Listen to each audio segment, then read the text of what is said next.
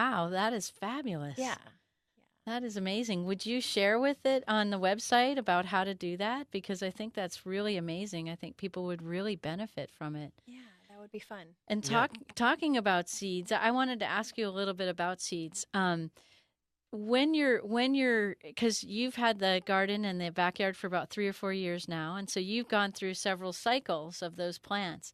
When you sow the new seeds in your garden, how do you do that? Like, what do you put? Because I wanted everyone to know that you have a very unique way of expressing in the world and a very wonderful way of expressing to plants, animals, bees, and other situations and living animals and living people in our world, that when you put the seeds into the soil or the different areas or in water, like, right, that for hydroponics, is that right? To start them even from there.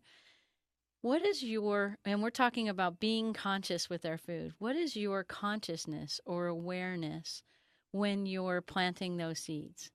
Because I think your consciousness and sharing that is very special, because I have a feeling, I haven't seen your garden yet, but I have a feeling it's very special and very amazing, and you grow plants and fruits and vegetables very, very well. Is that true? Well, yeah. I mean, I only use like heirloom seeds from a website called Baker Creek Heirloom Seeds, and yeah, it's good to like use only like non-genetically modified stuff, and That like, must be challenging sometimes to find. well, I mean, it's actually not that hard because Okay. the only things you have to worry about are like, I think, corn, wheat, uh, oh, and Sometimes soy, and sugar beets. Okay. So those are the ones that you really have to watch out for. I mean, you can get like any kind of like tomato or like squash seed at like Walmart even, and you don't really have to worry about them being genetically modified. But if you want like something really like more sustainable and like more like tolerant of pests and disease and stuff, you're gonna want to like look towards like the heirloom seeds because they've naturally like been selectively bred to do that over hundreds of years. Without pesticides, right? Because it Yeah, was so long ago, we didn't have pesticides back then. yeah. Yeah. Very, very smart. Thank you Yeah. for sharing that aspect. That's a really important aspect. There's another thing that I think is interesting to mention, and maybe I'll speak about it unless Reagan wants to speak about it. We started a practice when he was very young, and he would take the seed, or I would take the seed, or whoever. We've taught other children to do this. Yeah. You can take the seeds Mm-hmm. and you can put them in your own mouth, Yes. and before you plant them, and so it's like you're introducing the The saliva, seed the enzymes. to your genetic makeup. Wow. So when the plant grows, it's almost like it's designed to nourish you in particular. Wow. And so we had a little ritual where if the Okay, seeds I were have big never heard of that. That is absolutely fabulous. yeah. So Yeah. put the seed in your mouth and then hold it, just hold it up to the sun Right. and maybe say a prayer or whatever Right. you want to do with it, but kind of become one with the seed. And that's your consciousness. Yeah. And what does consciousness mean? Your awareness. Yeah. And you're aware of the seed, and you're aware of the gift that it's going to give you, that food, that nutrient, that nourishment, that love, right? Mm-hmm. And so you're giving love to the seed as it grows. And then in return, the seed is nourishing you. And gives you love back. Yeah. Isn't that awesome? Wow. And do you find that when you do that, when you put the seed in your mouth I bet it just activates it too, even biochemically, it just gets that seed activated, the shell to open and those sort of things. Does you find that it grows quicker or grows more vibrant or more colorful or more tasty? Well, actually, yeah, I've noticed a big difference, but the interesting thing is they just did a scientific study on that, and they found that like the seed in the mouth ritual, like it's actually been proven to actually not necessarily like produce more nutrients or anything special like that. So it's kind of interesting. Hmm. But maybe it's just, I think it's not a matter of more nutrients. I Yeah. think that it's just dialed into the person. Perfect nutrients and the perfect, because then it's growing to support you, Yeah. right? So let's say, I don't know, you may run a body type that needs a little more magnesium. So maybe, quite frankly, it could pull more magnesium from the earth and with the earth in conjunction to supporting you, as an example. But I think more the emotional or spiritual aspect of it would be the love, right? Yeah. And that connection with you and the plant. Yeah, that's what I think. I think it's being grateful from the beginning. From the beginning, from the seed. Yeah. Yeah.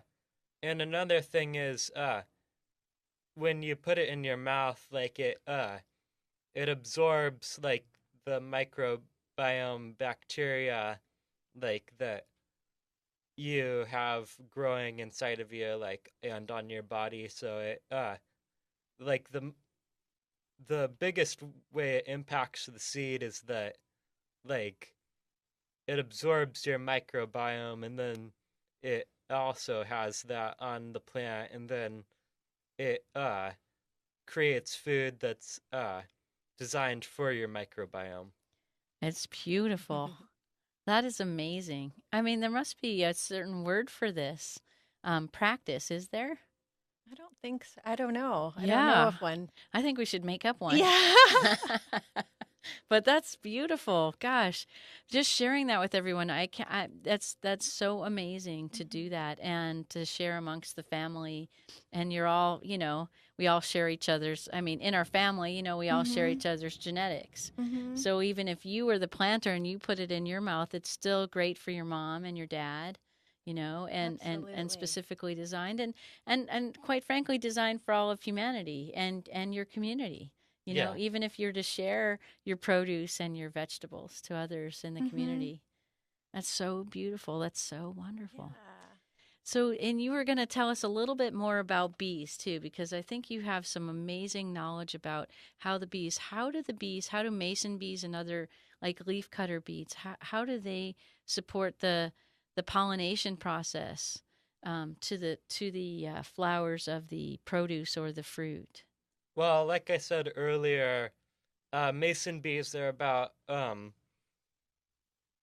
I think Like 100 times more? I can't remember, like 150 or 250 times more effective than regular honeybees, because a mason bee visits about 100,000 flowers a day to pollinate. Yeah.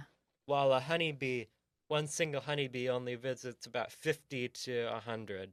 Okay. Yeah. So they do about 1/3 the work Yeah. of the mason bee.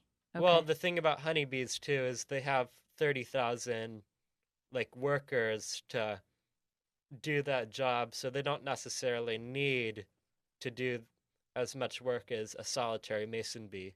Okay, I see. And how do you bring them to your backyard? How do you bring the mason bee to your backyard? What does that look like? Well, one thing you can do, well, like in my area in particular, I haven't really seen any at all. I didn't really know they existed until like a year ago. So, since they like in a lot of areas in like the Midwest and like just like areas that haven't been like really touched by like man-made chemicals and stuff, like they might be naturally in your yard already, so you can just build like a nest and they'll naturally come there. I see. But Wow. What kind of nest do they get attracted to? you can just like take like little straws or tubes, and then like you put like it almost looks like a birdhouse, and then like you get like these little reed tubes that look kind of like straws, Uh-huh. and they're like capped off on the back of them, so like they the bees like the tubes like that don't have like a hole in the back of them, so they can honeybee feels safer. Yeah. Wow. Okay. So they're like in a little house. Yeah. I Okay. think you could probably find them on Amazon. I'm Yeah, you can assuming. buy them on Amazon. You It's can buy the bees? The no, Oh, the bird, the the houses for them. bee houses. Although Wow. Reagan, Okay. like And have a home to work yeah. with. Yeah. Wow. And what do they pollinate? What in your garden, what are you having them support them pollinating? Which plants or produce or fruits? Well, they usually they honestly like to pollinate anything. Like Okay. they're not discriminatory towards like a certain flower. Like Okay. just as long as it has pollen, they'll pollinate it. Okay. and what's so neat, I think Reagan Yeah. hasn't mentioned yet, is the mason bees, or I think that even the leafcutter bees are not out to sting like the honeybee. Okay. Yeah, So so um they're good for like small children or like animals and stuff cuz like the bee doesn't want to die cuz it's the only one running its nest, so Okay. like it is the worker and the queen. So I see. if it dies then the nest dies. I see. Okay. So it That's really neat. So it's not interested in being predatory or protective in the sense that it has to sting in order to protect itself. yeah, you literally have to like force it by squeezing the bee to make it sting you. Well, I don't know anybody that's going to do that. no. Yeah. We'll press that no button.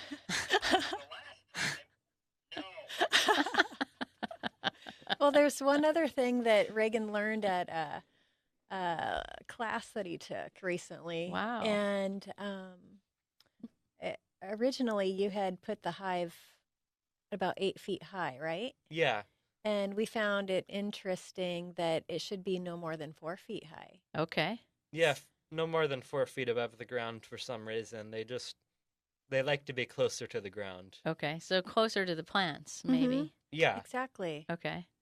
So what do you grow sage or other I'm looking at the purple flowers. What other ones do they like to pollinate? Is it more your flower garden or is it also produce? Fruit trees. Fruit trees? Oh yeah. Well, that's the main thing I got him for because I've noticed that there's been a lot less honeybees in my yard lately. Okay. So I needed to accommodate for the lack of them. Okay. Like, because my fruit trees need to be pollinated, otherwise, I won't have any fruit. Yeah. So I had to get these mason bees in my yard to keep my fruit production up. Awesome. And which fruit production is it mostly? Well, I got peaches and plums and nectarines and Grapefruit, apples. Wow. yeah, So when pretty much Reagan, everything. yeah, We're when coming to your house. Yeah. when Reagan was 11, he asked for an orchard for Christmas. An orchard. Well, there you go. Yeah, An orchard of each kind, right? yeah. That's So- awesome. So we went out and bought him 11 fruit trees and put them in the backyard. Wow. Now that's not typical. You're going to be the community provider, I can tell. Yeah. Well, that's just amazing. And, do you show your friends and other people how that all works? Because it's just amazing connection, right, to our food, to the world, to plants, and to even the fish. How are the Yeah. fish doing? Oh, they're doing great. Yeah? Yeah, a lot of people are just amazed at like how much I'm interested in this at my age. Like, yeah, Mhm. Oh, it's absolutely fabulous. He's always been into it. And so Yeah. I imagine this is what he'll study Yeah. once he's done with high school. And Yeah. he's homeschooled. Yeah. So we've got a couple of years left. And Yeah. It's so Yeah, it's been amazing. really It's so fantastic. And so it's indoor farming. You have a book here on permaculture. And is permaculture about creating soil? well, that's only one part of it. Permaculture is basically working with nature instead of against it. So, I like that. like, instead of like seeing a bunch of bugs on one plant and like jumping to the conclusion that you have to spray it, Yeah. instead like release like some ladybugs on it and then let them eat the other bug. Or Wow. a lot of times the plant will actually send a signal out to predatory bugs to come eat those other bugs, Okay. so they naturally know what to do. So it keeps And that balance. we kind of underestimate the power of like what they can do for themselves. Yeah. Like, I mean, they know how to take care of themselves, so they don't just like sit around and die from like just from pests eating them. Right. Wow. That's amazing. So you really did. You helped us see the gift that keeps giving, Yeah. right? And thank you so much. And thank you both. Yeah, baby. Yeah, baby. But thank you both for joining us today and sharing with us about all of the, we had no idea we could bring those into our lives and create in those ways to sustain us and to sustain the world and to not create so much waste. Yeah, thank you. Yeah, thank you. Thanks, Ashley. Thank you, guys. Have a great day, everyone.